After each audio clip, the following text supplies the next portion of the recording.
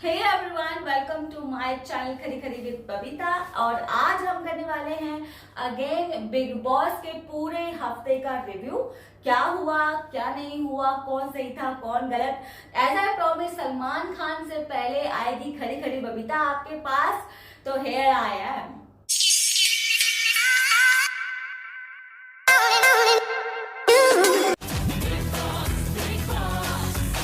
तो video start करने से पहले मैं आप लोगों से कहना चाहती हूँ कि जो भी मेरा व्यू है, जिस भी कंटेस्टेंट के लिए है या किसी पर्सनल झगड़े के लिए है, यानी कि कोई भी मेरा व्यू है वो मेरा पर्सनल व्यू है।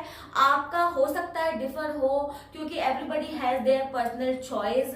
और इसीलिए मैं आपसे कहना चाहती हूँ, प्लीज डोंट जज मी फॉर दैट। हो सकता है जो चीज मैं कह रही हूँ आप उसको नहीं मानते हो, प्लीज इस चीज का ध्यान में रख के ही मेरा रिव्यू देखें। दो दिन शुरू हुआ, उससे पता चला कि सिद्धार्थ शुक्ला, गौहर खान और हिना खान घर का एक हिस्सा रहने वाले हैं 2 हफ्ते के लिए। मुझे ऐसा लगा जैसे सीक्रेट रूम में रहकर वो लोगों को जज करेंगे, बट ऐसा नहीं है। और this is very good for show कि थोड़ा सा शो 2 हफ्ते के लिए बूस्ट हो जाएगा।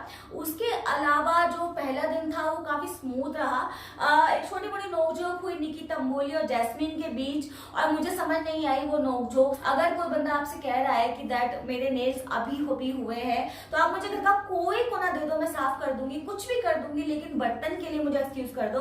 तो उसके लिए झगड़ा करने का तो कोई इशू ही नहीं था। और वाई जैस्मीन क्राइड मुझे समझ में नहीं आया, लेकिन हाँ ये जरूर मुझे समझ में आया कि जो रिजेक्टेड कंटेस्टेंट है वो शिफ्ट हो चुके हैं थे गार्डन एरिया में, यानी कि वहीं पर आपको सोना है, खाना है, रहना है। और जो सिलेक्टेड कंटेस्टेंट थे वो थे अंदर। तो वो थोड़ा सा देखने को बनता था कि क्या होने वाला है आगे। लेकिन नेक्स्ट डे ही बिग बॉस ने एक टास्क दे दिया, यानी कि सीनियर आपको टास्क देंगे जिसमें आप अलाउ हो सकते हैं घर के अंदर, यानी कि रिजेक्टेड से बन सकते हैं आप सिलेक्टेड। तो उस टास्क में मुझे बहुत मजा आया, क्योंकि सीनियर्स ने काफी सोच समझ के टास्क दिया। हालांकि सिद्धार्थ शुक्ला का मुझे लगा कि वो रुबीना से थोड़ा सा नाराज हैं। थोड़ा सा मुझे लग रहा है कि रुबीना को वो नहीं चाहते थे कि वो घर के अंदर आए, और ऐसा हुआ भी। तो ये सिद्धार्थ शुक्ला की वजह से वैसे नहीं हुआ, रुबीना दिलक की बेवकूफी की वजह से हुआ। बहुत ही आसान टास्क थे, ऐसा नहीं था कि बहुत मुश्किल था, आप कर नहीं सकते थे। और बिग बॉस तो टास्क का ही खेल है। अगर आपने टास्क के लिए हाँ कर दी तो आपने सब कुछ कर दी जो किया निशांत मलखानी ने। निशांत मलखानी बिल्कुल रेडी हो गए कि वो बिकनी पहनकर और अपने माथे पर रिजेक्टेड लिखवा के पूरे हफ्ते रह सकते हैं, लेकिन गार्डन एरिया में नहीं रह सकते। उसके साथ साथ सारा गुरपाल ने भी अपना एक टास्क जो है वो कंप्लीट किया और अपने बाल कटवा लिए। बाल कटवाना is not a easy task guys. मुझे पता है कि मैं अपने बालों से कितना प्यार करती हूँ, बट शी सेक्रीफाइस। लेकिन सबसे बड़ा सेक्रीफाइस था जान कुमार सानू का, जिन्होंने मोहक बनवाया, आधा सिर गंजा कर दिया। That was really shocking for me, क्योंकि कार्टून लगना पूरे हफ्ते पूरे शो में, आई थिंक पता नहीं कब बाल आएंगे। तो सबसे टफ उनका था। और मुझे ऐसा लगा कि सीनियर्स को अगर मौका दिया जाएगा तो जान कुमार सानू सिलेक्टेड होंगे, लेकिन ऐसा नहीं हुआ। आपस में ही सिलेक्शन करना था। उसमें ऑफकोर्स बैकफुट पे थी रुबीना दिलक, क्योंकि रुबीना ने अपना एक भी टास्क जो है पूरा नहीं किया। और जो 3 बाकी के कंटेस्टेंट थे वो आ गए सिलेक्टेड में, यानी कि घर के अंदर आ गए। और कौन रह गया? खाली अकेली रुबीना रह गई गार्डन एरिया में। तो टास्क की वजह से ही ऐसा हुआ। लेकिन मुझे अब तक एक बात समझ नहीं आई कि पहली बार बिग बॉस में किसी को टास्क दिया गया और उसने वो टास्क नहीं किया, उसके बावजूद वो घर के अंदर था। यानी कि आप सब समझ ही गए होंगे, निशांत मलखानी की मैं बात कर रही हूँ। मुझे पूरा हफ्ता निकल चुका है और वो उस टास्क के बाद कभी भी बिकनी में या फिर अपने माथे पर रिजेक्टेड लिखे हुए नजर नहीं आए। एंड वाई मुझे नहीं पता, बिग बॉस ने भी नहीं टोका और कुछ भी नहीं हुआ।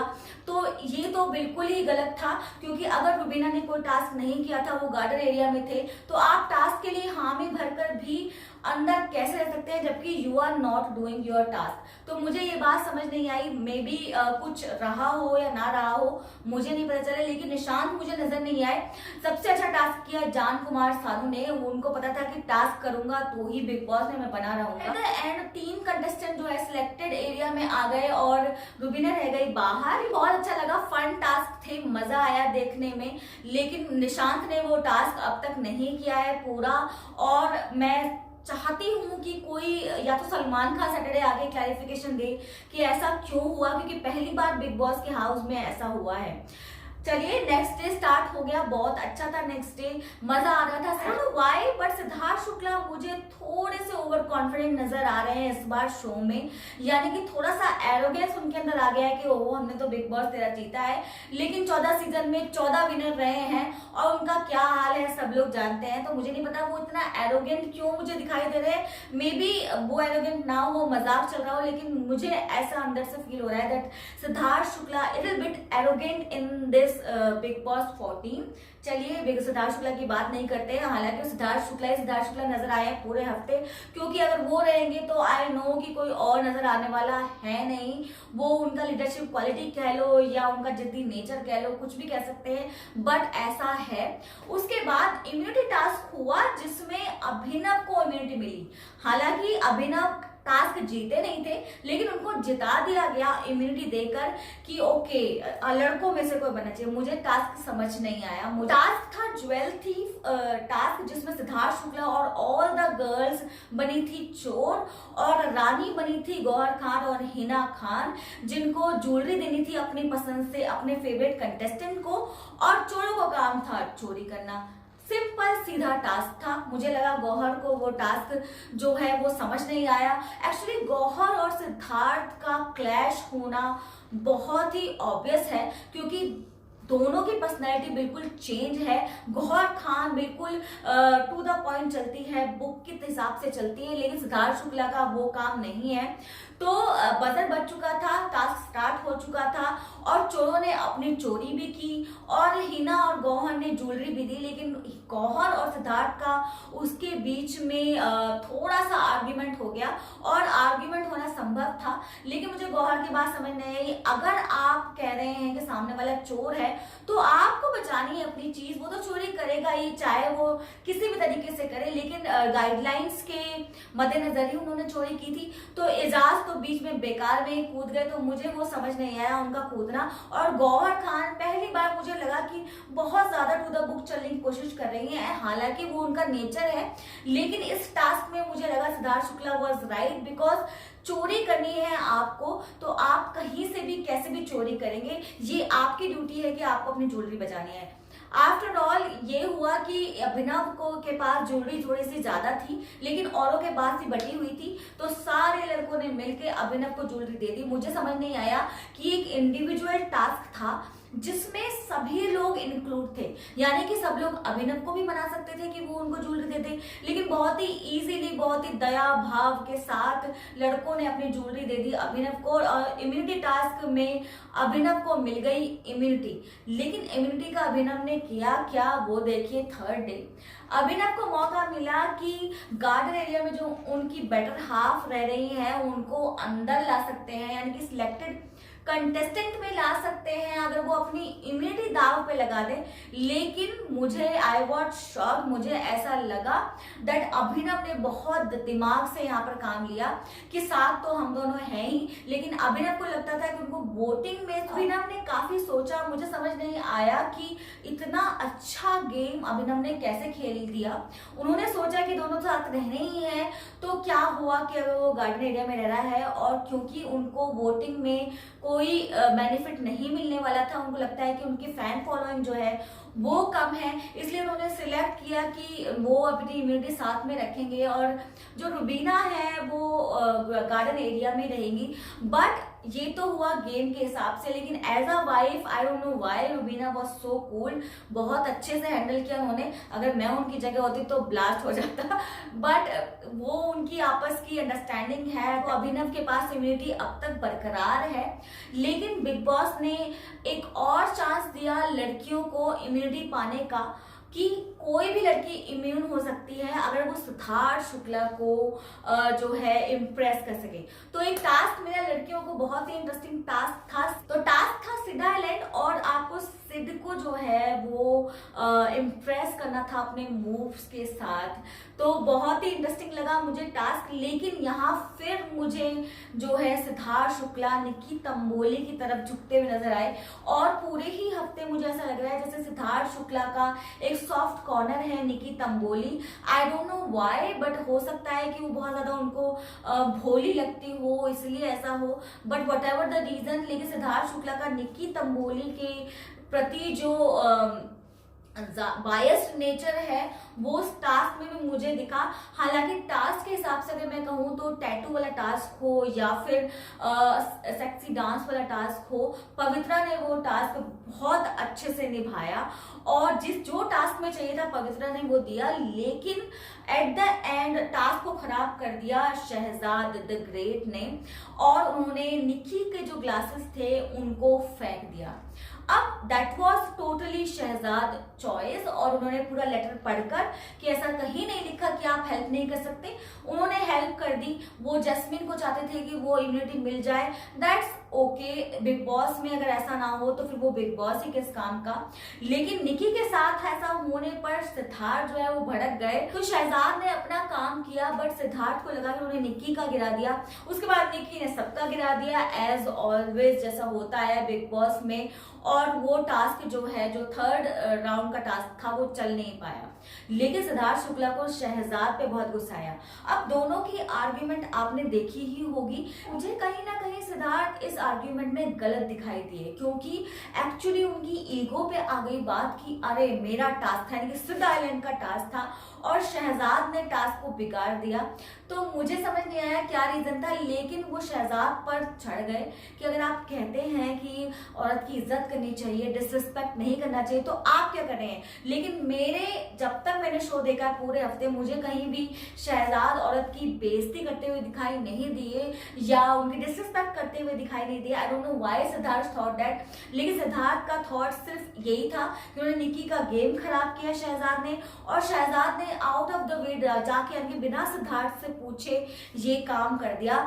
तो मुझे लगता है सिद्धार्थ में थोड़ी सी ईगो प्रॉब्लम थी जिसकी वजह से वो आर्ग्यूमेंट हुआ और कहीं ना कहीं शहजाद मुझे उस आर्ग्यूमेंट में सही लगा। हालांकि सिद्धार्थ की मैं फैन हूँ, लेकिन अब इस चीज में मुझे सिद्धार्थ जो है वो थोड़े से गलत ट्रैक पर जाते हुए दिखाई दिए। बट बिग बॉस ने सिद्धार्थ पर डिसीजन छोड़ा, जो होना ही था, मुझे पता था ऐसा ही होना है। और ये भी पता था कि ऑब्वियस सा है कि सिद्धार्थ जो है निकी तंबोली को इम्यूनिटी देंगे और यही हुआ। सिद्धार्थ ने आफ्टर ऑल दे दी इम्यूनिटी निकी तंबोली को, but in my thought Pavitra was brilliant in this task. और मुझे लगता है कि पवित्रा को इम्यूनिटी मिलनी चाहिए थी अगर टास्क वाइज देखो तो। पूरे हफ्ते मुझे ये चीज समझ में आ चुकी है कि सिद्धार्थ की फेवरेट है निकी तंबोली और सिद्धार्थ को रुबीना से थोड़ी सी दिक्कत है।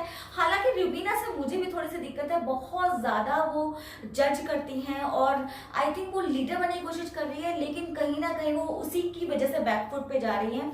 बट सिद्धार्थ का और गौहर की जो नोकझोंक है वो भी थोड़ी सी मुझे बढ़ती नजर आ रही है। ऐसा मैंने आपको पहले ही बता दिया था ग्रैंड प्रीमियर के रिव्यू में कि Gauhar Khan Siddharth all together different personality है। गौहर खान बहुत ही सॉफ्ट नेचर की हैं और वो गलत होते हुए नहीं देख सकती, और Siddharth Shukla is different person, वो अपने पर आए तो कुछ भी कर सकते हैं। तो दोनों की जो पर्सनालिटी है वो डिफरेंट है और वो डिफरेंस जो है हमें पूरे हफ्ते देखने को मिला है। कहीं ना कहीं दोनों के बीच में, चाहे टास्क को लेकर ले लो या बहुत सारी और चीजों को लेकर ले लो, दोनों में डिफरेंस दिखाई दे रहा है। यानी कि सिद्धार्थ वो कह रहे हैं कि आप एज अ सीनियर्स काम करो, पर वो कह रही है नहीं, जो गलत है वो गलत है।